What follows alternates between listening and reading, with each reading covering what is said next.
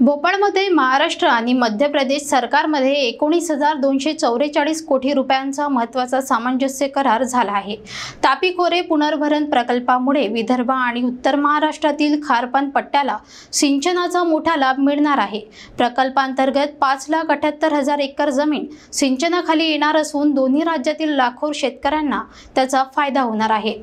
भोपाळ येथे शनिवारी झालेल्या आंतरराज्यीय जलसंपदा बैठकीत महाराष्ट्र आणि मध्य प्रदेश सरकारमध्ये तापी खोरे पुनर्भरण प्रकल्पासाठी 19,244 कोटी रुपयांचा ऐतिहासिक सामंजस्य करार झाला।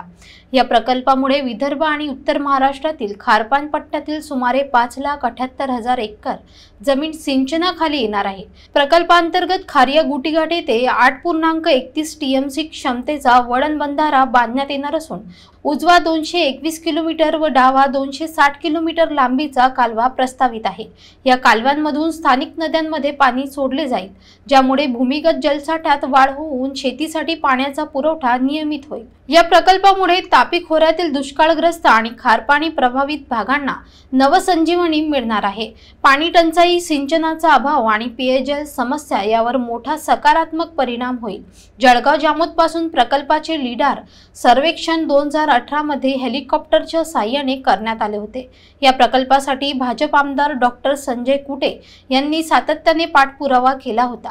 मुख्यमंत्री देवेंद्र फडणवीस व मध्य प्रदेशचे मुख्यमंत्री डॉक्टर मोहन यादव यांच्या उपस्थितीत हा करार झाला। हा प्रकल्प दोन्ही राज्यांसाठी ऐतिहासिक ठरणार असून कृषी समृद्धीकडे वाटचाल करणारा मोठा टप्पा मानला जात आहे।